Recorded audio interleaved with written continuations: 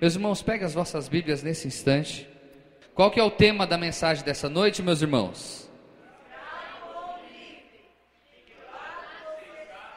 Pergunta para o seu irmão: escravo ou livre? De que lado você está? Abra comigo no Evangelho de João, capítulo de número 8, verso de número 31 ao verso de número 35. Evangelho de João, capítulo de número 8, verso de número 31 ao verso de número 35. Aleluia, glória a Deus, glória a Deus. Evangelho de João, capítulo de número 8, verso de número 31 ao verso de número 35. Amém, meus irmãos? Jesus dizia, pois, aos judeus que criam nele: se vos permanecerdes na minha palavra, verdadeiramente sereis meus discípulos, e conhecereis a verdade, e a verdade vos libertará. Respondendo-lhe: somos descendência de Abraão, e nunca servimos a ninguém. Como dizes tu, sereis livre? Respondeu-lhe Jesus: em verdade vos digo que todo aquele que comete pecado é servo do pecado. Ora, o servo não fica para sempre em casa, o filho fica para sempre. Se pois o filho vos libertar, verdadeiramente sereis livre. Verso número 36, eu falo, a igreja fala após mim. Vamos lá. Se pois, está fraco, mais forte. Se pois o filho vos libertar, verdadeiramente sereis livre.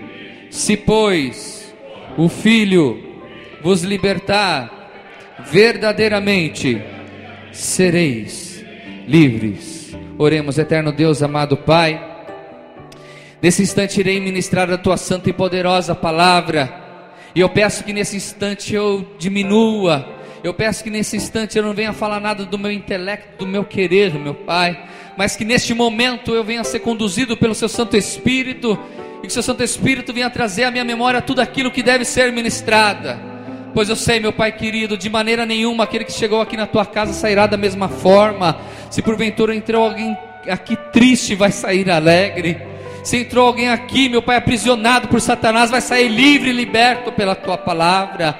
Ah, Senhor, então colocai seus anjos poderosos ao nosso redor, que o nosso coração e a nossa mente esteja cativa ao Senhor, e todos esses irmãos que estão aqui, os irmãos que estarão ouvindo, meu Pai, essa mensagem através da internet, através do CD, sejam ricamente abençoados. Pai querido, toma a vida desse pregador, que eu diminua e o Senhor cresça, e que a tua palavra vá e produza o resultado para o qual está sendo enviado. É que eu te peço e te agradeço em nome de Jesus. Amém. Glorificando ao Senhor, podeis assentar. Eu peço que os irmãos prestem atenção nessa mensagem, que é de extrema importância para nós. É um dos fundamentos do cristianismo. É um tema intrigante, né? Escravo ou livre, de que lado você está? Meus irmãos, Jesus está falando para os judeus, e diz a palavra que era para os dele, ou seja, eram judeus que já tinham aceitado a Cristo como seu Salvador, estava sendo conduzido por eles. E Jesus Cristo falou algo muito sério, falando que eles precisavam ser libertos. Mas, meus irmãos, ser libertos do quê? Eles eram escravos? Diga assim: não, eles não eram escravos. Tanto é que estavam seguindo Jesus Cristo. Então, por que Jesus falou isso para eles? Porque Jesus estava falando para os seus supostos discípulos que eles precisavam ser livres. E aí ele fala o seguinte: que todo aquele que comete pecado, ele se torna escravo do pecado. Pastor, nós acabamos de ler que aquele que comete pecado é servo do pecado. Eu tenho aprendido, meus irmãos, primeiro que o Novo Testamento ele foi escrito quase 100% em grego. E quando nós fazemos o bacharel em teologia, nós aprendemos grego. Nós não vamos terminar o bacharel falando em grego, mas nós aprendemos a ler e aprendemos a interpretar. No grego, meus irmãos, em qual a palavra foi escrita, o Novo Testamento, uma palavra tem dezenas de significado dentro do português. Então a palavra servo, que está nas nossas Bíblias, quer dizer doulos. Só que doulos existe em cerca de 20 ou 30 significados. E o significado mais correto para a palavra servo não é servo, e sim escravo. Em outras passagens que tem servo, quando Jesus falou que nós não seremos servo dele, mas seremos amigo, ali o doulos quer dizer servo. Mas aqui, meus irmãos, ele está sendo mais enfático. Ele está fazendo que o doulos, que a pessoa que comete pecado, ela é escrava do pecado. Ela se aprisiona a sua alma ao senhor do pecado, que é Satanás. O primeiro subtema dessa mensagem é escravo. O que é um escravo? Pastor, mas a escravatura no século 17 pela querida princesa Isabel foi abolida. Não tem mais escravatura no Brasil. Vocês concordam comigo? Não tem formalmente, mas em alguns locais distantes, alguns lugares, até na Bahia, no extremo da Bahia, a gente encontra alguns trabalhos escravos. Mas nominalmente nós não temos no Brasil, porque já foi abolida. E você deve estar se perguntando, pastor, o que eu tenho a ver com isso? Eu não sou escravo, eu tenho o meu trabalho, eu sou livre, pastor. Eu tenho a minha família, eu vou onde eu quero, eu venho para a igreja, o senhor não me vê aqui? Eu vou para o shopping com a minha família, eu vou no teatro, eu vou em tantos lugares, eu sou livre para fazer o que eu queira. Preste atenção, escravo. Pessoa que não tem liberdade por estar dominada por outra pessoa. Escravo é aquele que não tem poder sobre si mesmo. Escravo é aquele que não tem desejo. Ele até tem, mas ele não pode cumprir com nenhum do seu desejo. O escravo pode falar, ligar para o seu chefe, ou naquela época ir até o seu chefe, ou até o seu dono e falar, olha, hoje eu não vou trabalhar, hoje eu tô com dor de cabeça. Ele poderia fazer isso? Poderia, meus irmãos? Ele poderia falar, hoje é o meu dia de descanso, e hoje eu vou pegar a minha família e vou passear para outras bandas. O escravo pode ou poderia fazer isso na época de Jesus? Diga assim, não. O escravo, ele é bem tratado? De maneira nenhuma, ele é maltratado. Após a descoberta, após 1500, a descoberta do Brasil por Pedro Álvares Cabral, foram deportados da África muitos e muitos escravos para trabalharem aqui no Brasil. Não foram? Esses escravos, eles eram vindo em grandes embarcações e dentro dos porões, aonde centenas de pessoas, centenas de escravos não conseguiam chegar até aqui, porque morriam dentro desses porões, desses navios. Imagine a situação daqueles que ficavam vivos, tendo que ficar algum tempo, alguns meses, para chegar até o Brasil, com pessoas sendo mortas e a carne apodrecendo naquele porão. Imagine como era a situação daquelas pessoas que conseguiam ficar vivas. Então diga assim, o escravo é extremamente maltratado. Na época de Jesus, um escravo ele podia ser vendido como mercadoria. Ficava o escravo na praça pública e o seu dono poderia vender. E às vezes fazia até um leilão para ver quanto davam, e ele podia vender como mercadoria. Na época de Jesus, meus irmãos, se porventura você devesse alguma coisa e você não tivesse condições financeiras para honrar, você tinha que entregar o seu filho como escravo para quem você estava devendo. Imagine se isso acontecesse isso hoje. Deveu a Casas Bahia. Que filho você tem? Ah, tem o Isaac. Então, é o Isaac. Meu irmão, escravo, e ainda hoje alguns países têm a escravatura, nós vimos que é algo terrível. E se porventura a própria pessoa não conseguisse pagar a dívida e não tivesse filhos, ia ser ele mesmo escravo do dono. Então, escravo, meus irmãos, é a pior situação que um ser humano pode chegar. Vocês concordam comigo? Ser escravo de alguém é algo depressivo. Ser escravo de alguém é algo que nenhum de nós queremos passar. Mas pasme com o que eu vou falar, meus irmãos. Jesus Cristo está falando que aquele que comete pecado, ele é escravo do pecado. Aquele que tem uma vida de pecado, ele se torna escravo. Quem é o dono dele? O pecado. Quem é o pai do pecado? Então a pessoa é filho de Satanás. Presta atenção.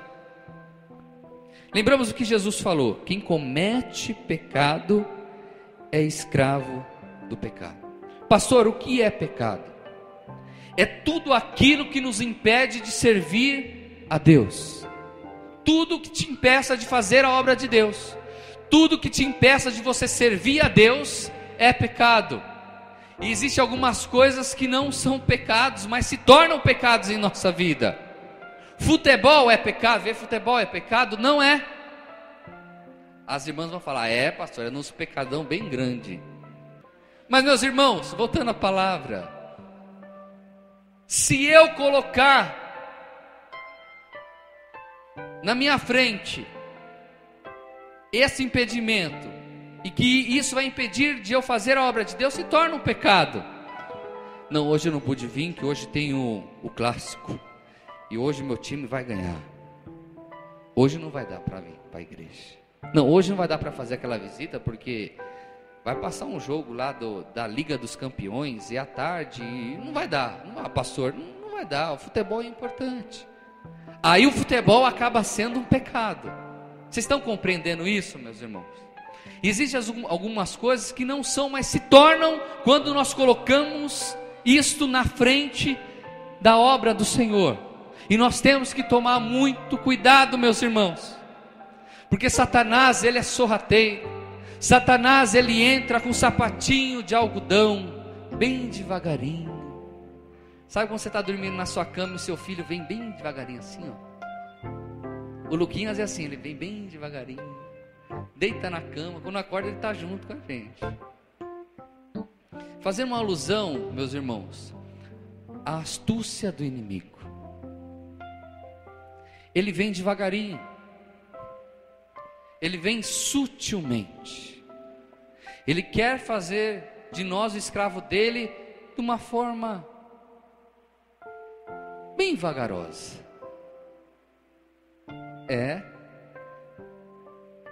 Pecado, meus irmãos, é tudo aquilo que fere a minha vida e fere a vida do meu próximo.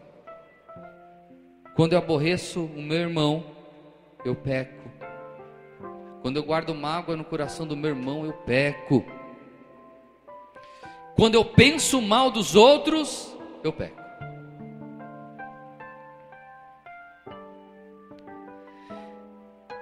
Eu perco o controle a partir do momento que eu cedo ao pecado. Aí eu me torno escravo do pecado. E aquele que é escravo tem domínio próprio? Diga assim: não. Aquele que se torna escravo do pecado, ele não tem domínio próprio. A pessoa se torna tão escrava, a pessoa se torna tão envolvida ao pecado, que ela muitas vezes não consegue sair. Ela não tem forças para sair daquele pecado. ela se sente embaraçada, é como um peixe no meio de uma rede, não consegue sair.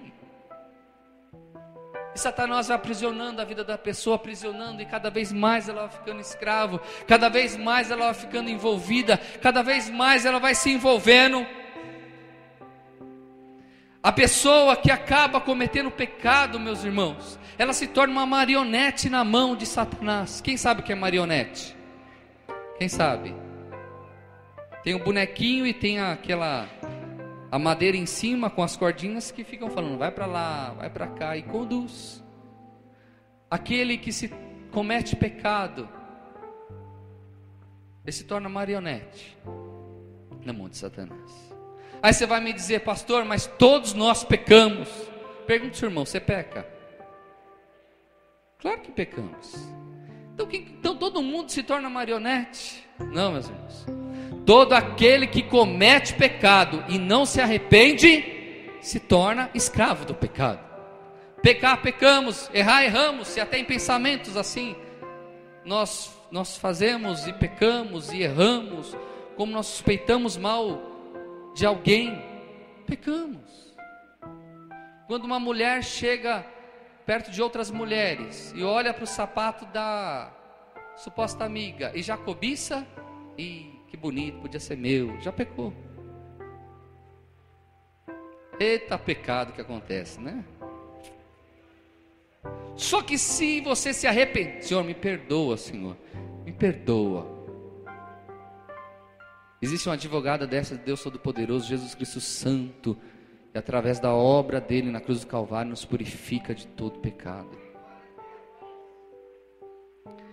Meus irmãos, e a pessoa acaba sendo escravo da vaidade, escravo do materialismo. Satanás toma conta da vida, que a pessoa só pensa em bens materiais, só pensa em ter uma casa maior do que o vizinho, só pensa em ter o carro do ano, e a pessoa acaba se envolvendo tanto com isso, que se afasta de Deus, se afasta do objetivo principal do cristianismo, que é amar o próximo como a ti mesmo. A pessoa que entra na escravidão do materialismo, ela acaba não vivendo uma vida, mas vive uma vida superficial, e não vive o melhor de Deus. Às vezes a pessoa é escravo da paixão, meus irmãos. A pessoa se apaixona por fulano, por beltrano, que não tem mais ninguém na frente dela, ela abandona tudo, é uma paixão arrebatadora. Ah, mas é lindo, é linda. Ah, pastor, é que não dá, porque agora eu tenho que ficar com fulano e ciclano e tal.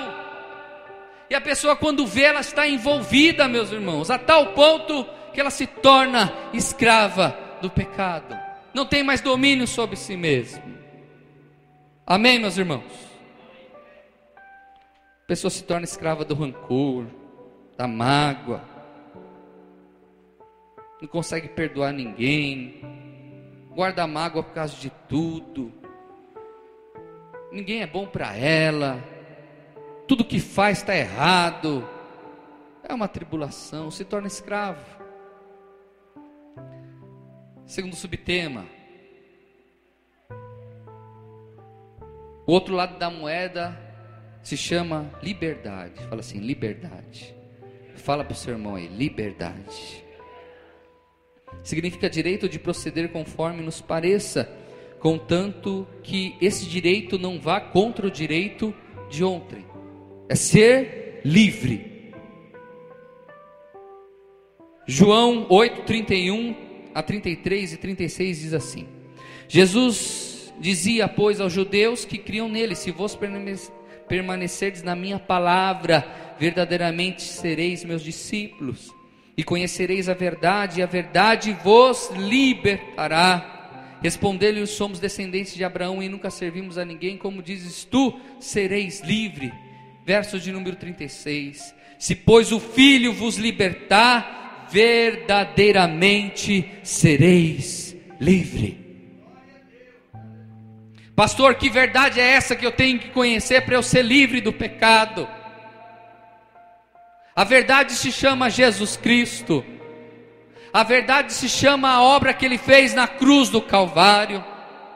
E quando eu creio na obra que Ele fez na cruz do Calvário, e quando eu creio dentro do meu coração, que Ele morreu pelos meus pecados, aquele sangue vertido na cruz do Calvário me perdoou e me perdoa de todos os meus pecados, neste momento eu sou livre da escravatura, eu sou livre do pecado. Eu tenho que crer em meu coração. Se as minhas palavras estiverem em vós, se crer, sereis livre. Você pode glorificar o Senhor?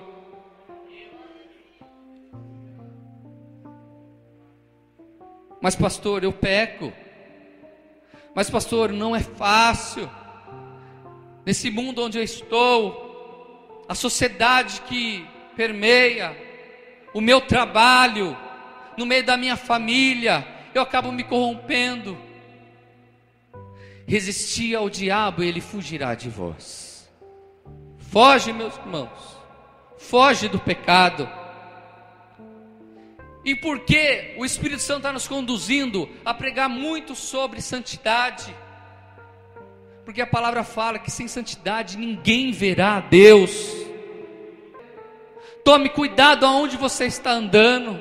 Tome cuidado quais são as suas amizades. Tome cuidado o que está lhe afastando dos caminhos do Senhor. Porque pode ser tarde demais. Pode ser que você esteja num mundo de pecado e a morte venha para ti. O dia que você vai viver menos do que 24 horas. E aí acabou. Ser santo é ser separado deste mundo. Ser santo é viver uma vida de santidade perante Deus, sabendo que nós somos errados, mas se arrependendo dia após dia. 1 João 2:1. Passa o slide. Vamos ler juntos? Meus filhinhos, essas coisas vos escrevo para que não pequeis, e se alguém pecar, temos um advogado para com o Pai, Jesus Cristo, o justo.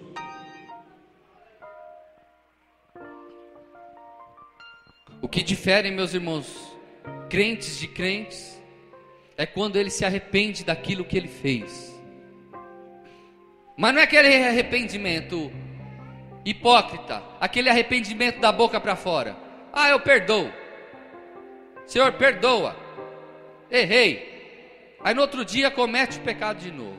E aí começa a cometer o mesmo pecado de novo. E aí por diante vai pecando, que se torna iniquidade. O que é iniquidade? Iniquidade é o mesmo pecado feito constantemente, se torna iniquidade. A pessoa não se arrependeu. Mas meus irmãos, se eu e você chegarmos todo dia à noite ou pela manhã e dobrarmos o nosso joelho com sinceridade e pedirmos perdão a Ele, ao Pai, falando: Senhor, teu filho, nosso irmão, nosso Pai amado, morreu na cruz do Calvário, e diz a palavra que Ele é o nosso advogado, e se nós pecarmos, diz o advogado: Pai, me perdoa, eu falhei, eu menti, eu pequei contra o irmão, eu fiz alguma obra ilícita, me perdoa, Senhor, eu não vou fazer mais. O Senhor é fiel e justo para lhe perdoar. A sua vida tem que ser uma vida cotidiana, tem que ser algo metódico. Todo dia você tem que pedir perdão sincero e se arrepender. Eu vejo pessoas aprisionadas, meus irmãos. Eu vejo algumas pessoas com a vida tribulada. Eu vejo algumas pessoas que não conseguem viver o sobrenatural de Deus em suas vidas, que tem rancor, que tem mágoa, que não consegue perdoar, e muitas vezes gera a doença na vida da pessoa, e a pessoa não se arrepende, a pessoa é soberba, a pessoa é terrível. Tem uma parente da minha mãe, evangeliza ela há uns 15 anos, sempre falando do amor de Deus, falando para que ela venha se converter, se arrepender dos seus maus caminhos. Um belo dia ela chegou para minha mãe e falou: eu não creio em Jesus, Jesus não existe. E quando nós tínhamos culto na garagem do Cavalieri, ela ficava furiosa com os louvores que eram entoados lá. Essa mulher tem uma vida, desculpe a expressão da palavra, mas uma vida desgraçada. O marido morreu de câncer esses meses. Todas as filhas têm uma vida tribulada. Outro filho envolvido nas drogas e não quer Jesus. Sabe, a única coisa que Jesus quer daquela vidinha é que ela se arrependa. Jesus não está interessado na tua conta bancária. Jesus não está interessado o quanto você faz pela obra dele. Se você não se arrepender sinceramente, tudo isso é em vão. Se você não analisar a sua vida e ver aonde você está falhando, é em vão. Porque nós tanto batemos na tecla que você tem que ouvir a palavra de Deus, que você tem que orar, você tem que buscar Deus. Quanto mais próximo eu chego à luz, mais eu vejo aonde eu estou falho. Se você estiver com sua roupa manchada ou alguma sujeira, no escuro você consegue ver? Consegue, meus irmãos? Pergunta para o seu irmão, você consegue ver na sua roupa? Mas você chega num holofote, uma luz muito forte, fique de baixo ou de frente, você vai ver até os cílios que caiu, ou alguns pelos que esteja na sua roupa. Quanto mais próximo você chega de Jesus, mais você vai vendo quanto você está impuro. E aí cada vez mais eu vou me arrependendo, cada vez mais eu vou me purificando, cada vez mais eu vou me arrependendo, cada vez mais eu vou me purificando, cada vez mais eu vou me arrependendo, cada vez mais eu vou me purificando, eu vou me purificando e vou enchendo o Espírito vai enchendo a minha vida, e eu vou sendo uma bênção para as pessoas, uma bênção para o reino, e assim por diante, de glória em glória, de vitória em vitória. Aí eu não fico mais falando, não, no passado que eu era usado por Deus. Ah, pastor, há 10 anos atrás eu profetizava. Há 10 anos atrás eu era santo, mas hoje não é mais assim. Eu posso lhe falar, hoje eu sou melhor do que ontem, e amanhã eu serei melhor do que hoje, porque eu tento caminhar de glória em glória, de vitória em vitória, e me arrependendo dia após dia. Quando o cristão ele acaba achando que o pecado é normal, é a sociedade onde nós vivemos. Ah, pastor, é moda, não tem problema. Mentir um pouquinho não tem nada a ver. Ah, fazer alguma coisa para trapacear, acho que é normal.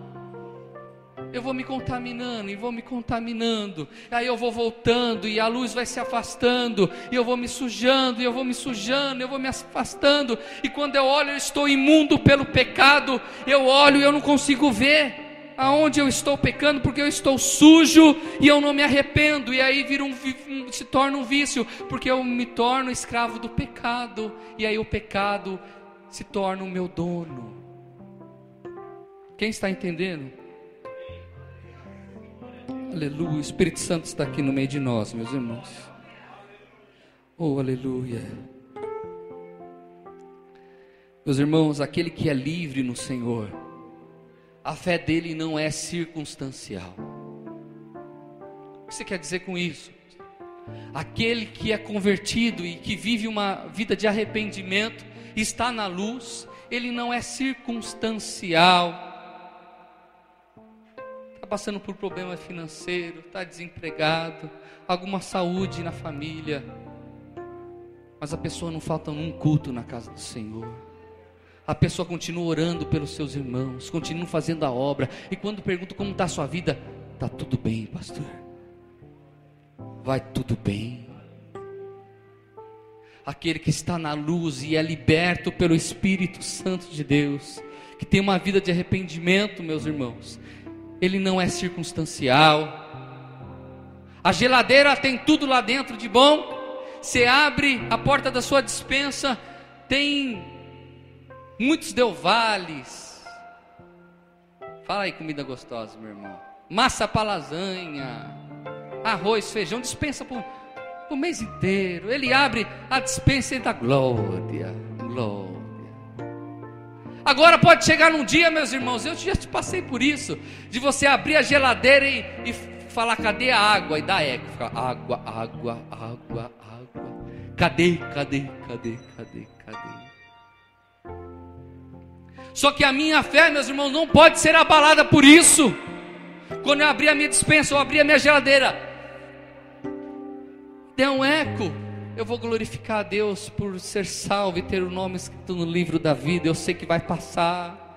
Aquilo que eu falo, o cristão passa pela prova, mas ele não vive na prova. Existem algumas circunstâncias que Deus permite você passar para lhe moldar, para mostrar que Ele é Deus na sua vida, para te trazer para essa luz, para te trazer para o arrependimento. Amém, meus irmãos? A minha palavra, aquele que é livre e liberto tem a palavra dentro do coração, ele vive a palavra. Existem pessoas, meus irmãos, que elas se convencem da verdade, mas elas não se convertem pela verdade. Lê a Bíblia inteira e sabe que aquilo é certo, ela se convence que aquilo é o certo em fazer, mas ela não se converte pela verdade. Existem muitas pessoas e doutores que conhecem a Bíblia de trás para frente, de frente para trás, conhece a verdade, se convence que aquilo é verdade, mas não se converte pela verdade.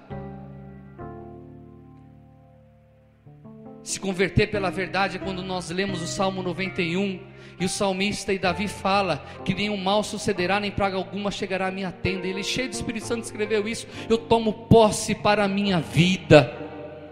A palavra entra dentro de mim e eu creio nisso. Ah, pastor, fulano, fizeram macumba para você. Eu leio a palavra e a palavra me garante: nenhum mal sucederá, nem praga alguma chegará à minha tenda. Eu tenho a palavra dentro de mim, essa palavra me fortalece.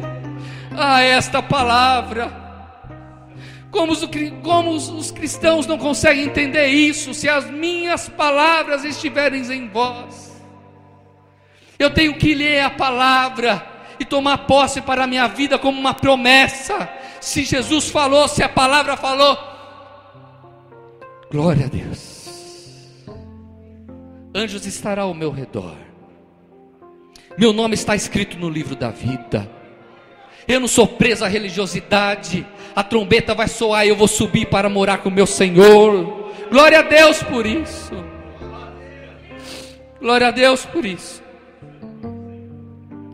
Vejamos um exemplo de um homem que foi um exemplo para nós. Gênesis 39, 5 a 7. Exemplo de uma pessoa presa, mas livre. Gênesis 39, 5 a 7. E aconteceu que desde que o puseram sobre a sua casa e sobre tudo o que tinha, o Senhor abençoou a casa do egípcio por amor de José. E a bênção do Senhor foi sobre tudo o que tinha na casa e no campo. E deixou tudo o que tinha na mão de José, de maneira que de nada sabia do que estava com ele, a não ser do pão que comia. E José era formoso de aparência e formoso à vista. E aconteceu depois dessas coisas que a mulher de seu senhor pôs os olhos em José e disse: deita-te comigo. Creio que todos conhecem a história de José, mas um pequeno resumo. José era um dos filhos de Jacó, eram 12. E José era muito sonhador. José é uma pessoa que sonhava, e Deus mostrava em sonho, através de algumas revelações, o que aconteceria. E através disso surgiu inveja no coração dos seus irmãos, ao ponto dos seus irmãos levar ao deserto e vender José como escravo aos ismaelitas. E José, como escravo, foi vendido pelos seus irmãos. Potifar compra dos ismaelitas José, e José vai ser o mordomo da casa de Potifar. E Potifar cria uma confiança nele, que abaixo de Potifar quem mandava era José na casa. Só que Potifar não estava, e a mulher de Potifar queria aprontar, meus irmãos. A mulher de Potifar começou a cobiçar José. Diz a palavra que José é um homem bonitão, aparente à vista, um homem chique, meu irmão, um Janequine da vida.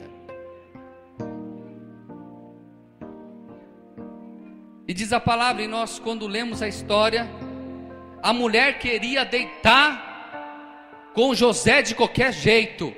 E José falando: não, eu não posso, o meu senhor o que vai ter? Eu não posso, eu não vou me contaminar, eu não posso, e se livrando. e se livrando. Um belo dia, a mulher se ira, pega a capa de José e fala para Potifar que ele tentou seduzi-la. E aí segue a história. Meus irmãos, no contexto social, quem era escravo era José. Concordam comigo? Mas na realidade, quem era escravo ali era a mulher de Potifar. Você pode estar passando por algumas situações difíceis, algumas situações espirituais complicadas, que parecem um grande deserto. Você pode estar escravo por algum problema financeiro, você pode estar escravo por alguma circunstância, mas se você for livre e liberto pelo Espírito Santo, você vai ter uma vida de paz. A mulher de Potifar tinha toda a riqueza daquele tempo, tinha todos os servos à disposição dela, mas ela era cativa à escravidão da prostituição. Mas José, mesmo sendo vendido pelos seus irmãos, ele poderia ser uma pessoa rancorosa, não poderia ser? Poderia ser uma pessoa que guardasse mágoa no coração. José poderia ser uma pessoa escrava do pecado. O que ele tem a perder? Mulher bonita, o chefe viajou, quer deitar comigo? Deitar. Mas José era extremamente fiel para com Deus. Ele não se contaminava pelo pecado. José não se vendia para Satanás. José não foi escravo do pecado, diferente da mulher. Romanos 6,16 diz assim: não sabeis vós que a quem vos apresentardes por servos para lhe obedecer, sois servos daquele a quem obedeceis? Ou do pecado para a morte, ou da obediência para a justiça? Paulo está falando para os irmãos da igreja de Roma: conforme eu procedo, mostra se eu sou servo do pecado ou se eu sou servo de Deus. E ele fala que aquele que é obediente, servo da obediência, ele é uma pessoa justa, uma pessoa livre. Só Deus conhece o teu coração. Só Deus conhece como é a sua vida nos 7 dias da semana. Eu não sou onisciente, eu não sou onipotente. Até gostaria, meu irmão. Esses dias eu comprei um GPS. Eu fiquei falando para Lili: imagine, Lili, se tivesse um GPS em cada crente. E aí eu tivesse lá na minha casa uma tela bem grande assim, sabendo quando o crente vai pecar e não vai. Aí começa a apitar.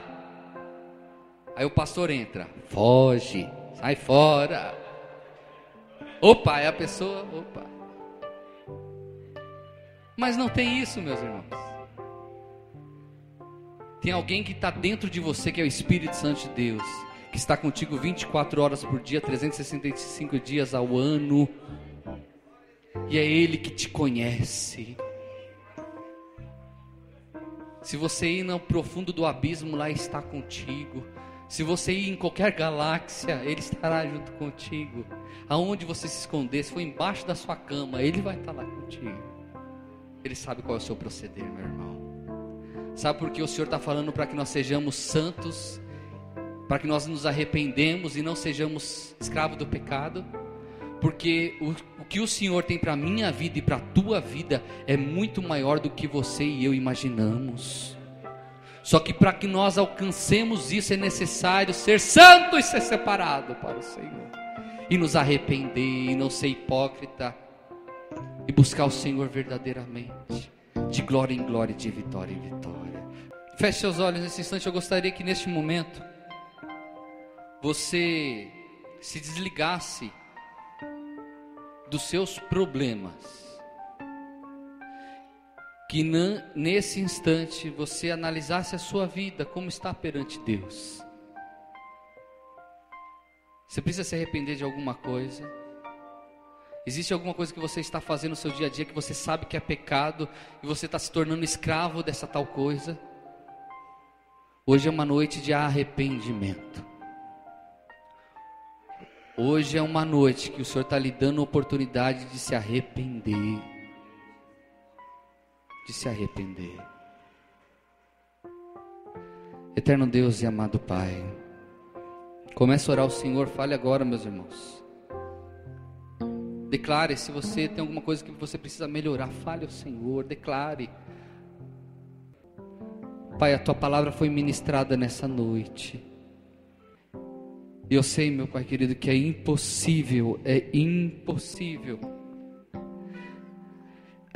a pessoa ser servo do Senhor e continuar sendo escrava do pecado. Mas eu peço nesse instante, meu Pai, eu peço neste momento que o Senhor venha visitar cada coração aqui. Eu peço que o Senhor venha visitar cada vidinha que está aqui nessa noite e venha nos perdoar de todos os nossos pecados. Venha perdoar de todas as nossas falhas. E que nós sejamos ricamente abençoados. Ricamente abençoados. Ricamente abençoados. Ricamente abençoados. Ah, meus queridos, Espírito Santo habita no meio de nós.